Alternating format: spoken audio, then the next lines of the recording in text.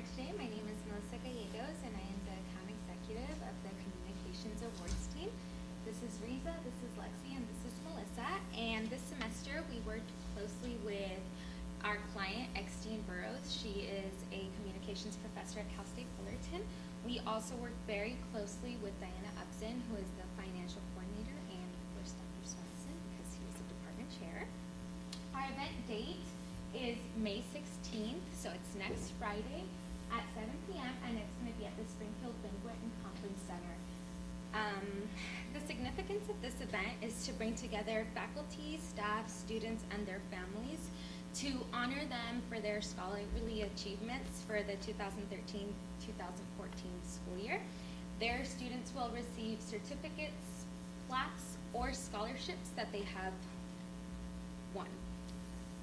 So many people underestimate the amount of time and organization, communication, and effort it takes to plan an event, but we have definitely put forth all this in order to bring the communications department a great event next week. Now, Melissa will guide us through our journey.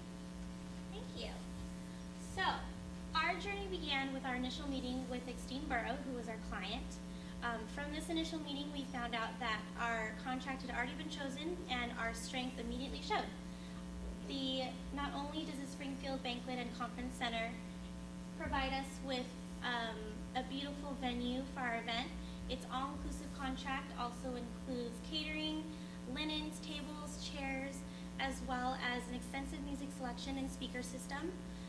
Also, various tools that we'll need, such as the projector or the microphones and podium. So this will make for a much less complicated planning process because our banquet coordinator, Shelly, has been our sole vendor contact. So on the day of the event, this will cause less strain and confusion for contacting. Also, our opportunities were shown through Shelly's kind donations. She has given us an upgraded chair. She has upgraded our chairs. She has upgraded and given us a food package that was customized just for us, as well as thrown in a few registration tables and cocktail tables at no charge. These kind gifts have given us the opportunity to use our money elsewhere. And while on the subject of money, Riza will walk us through our budget. Thank you, Melissa. So our budget this year is $8,000. Last year, the team was given $9,000. So when we learned that our team got a budget cut by $1,000, we knew that the budget was going to be one of our weaknesses.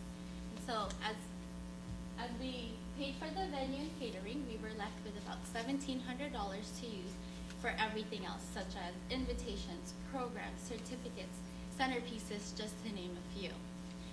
And since our budget is our weakness, we decided to create our own centerpieces.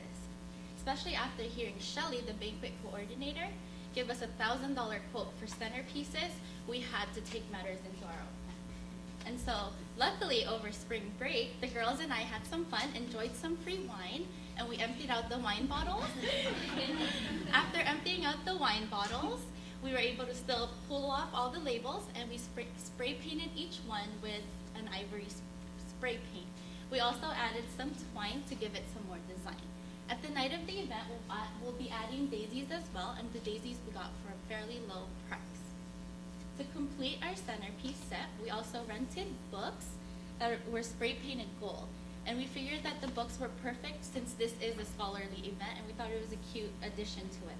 We also bought easels to hold the programs, and Melissa Baños will be speaking more about the programs later. And as you guys can see in the photo, that is how our table will look like at the night of the event. But we also brought you guys a display so that you guys will be able to see what our guests will see that night. Overall, for our centerpiece set, we spent $270. With that $270, we were able to provide each table a centerpiece and have extras to spread around the venue. And just like Oprah said, you get a certificate, centerpiece, you get a centerpiece, everybody gets a centerpiece. And now Lexi will take over with invites and RSVPs. Hello everyone, so I'm going to be talking to you about the invitations. We had a couple complications. We don't actually get the list of names of who's going to be attending until mid-April. So this causes the invitations to go out a little bit later. Also, even when we did get the names were constantly coming at us. So we had to keep sending more and more and more invitations. This was kind of a weakness for us, to make sure that everyone gets an invitation, as you don't want to miss anyone. The invitations we used were actually last year's, the model, and then we just kind of worded it and made it a little more professional. I brought one just in case any of you guys wanted to actually see it yourselves. We originally wanted to do evites only, but through some research, we realized that the school prefers hard copies. So we did both. We did one hard copy to make the school happy, and then we did an evite to really make sure we reached everyone. We also used fact sheets this year. So in each invitation, you'll see that there's a fact sheet. The fact sheet was kind of suggested to us by our financial coordinator, Diana Upson. She thought it would be nice to explain to people why their guests have to pay $25. $25 each guest is kind of a lot, but she thought they know that it goes back into the school, it would benefit them better than it just going towards the events. There was a couple event conflicts that kind of threatened us regarding our RSVPs and people attending. The honors convocation is actually the same night at the same time. Also, if you guys realize that our event is the 16th and graduation 17th, early the next morning. So we were a bit worried that that would kind of affect us as well. So to kind of correct this, we actually sent out a reminder, kind of another invitation, kind of getting people excited to come to the event and celebrate. And this was their hard work that we want to show, so we are hoping that this would really help. The reminders also helped us get a better head count, so we know how many people are coming, we can be better prepared. We also did the certificates and the plaques and the script. Here's one of the certificates. For this script, we used the award scholarship manual. This was pretty much our holy grail. It helped us with everything. It helped us with who gets what and when. You need it, it has it, contracts. The only problem with the manual is it's outdated, pretty outdated. So a lot of the awards that people were receiving, they're not actually receiving anymore, and there's new awards. So it took a lot of research to make sure we have this script right.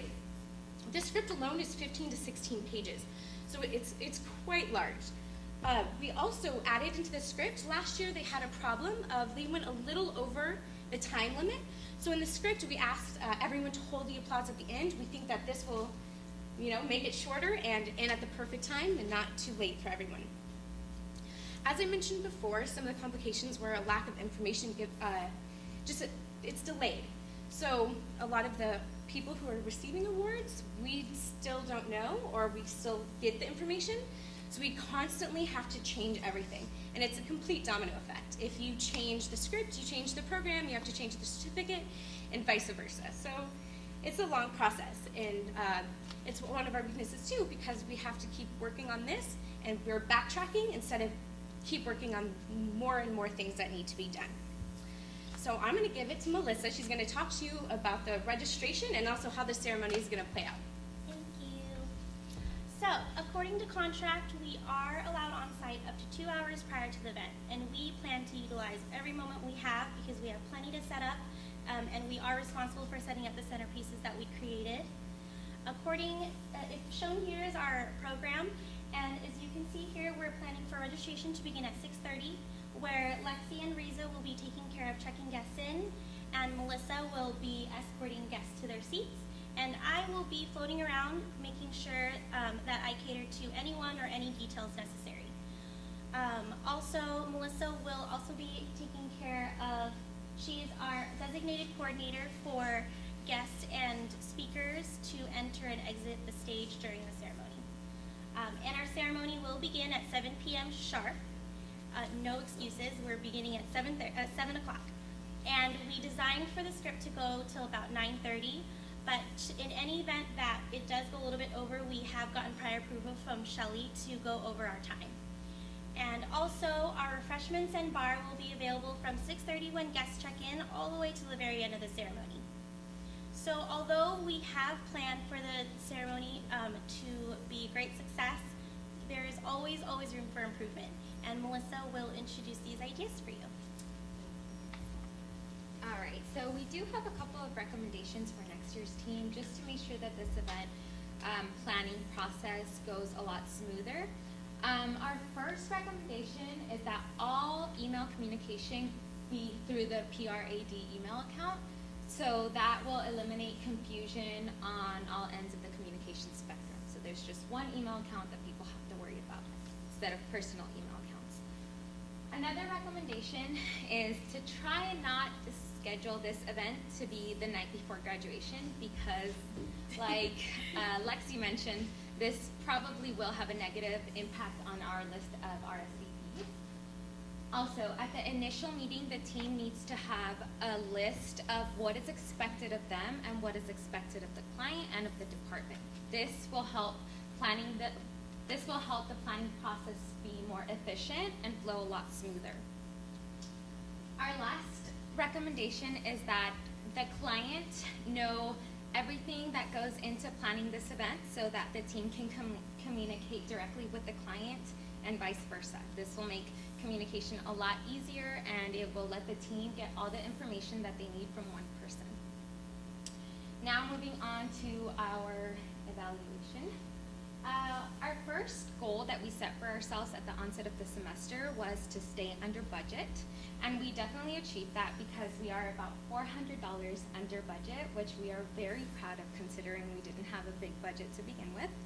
And this we will use just in case anything goes wrong or whatever else, just give it back to the department. Our next goal was to set a successful event.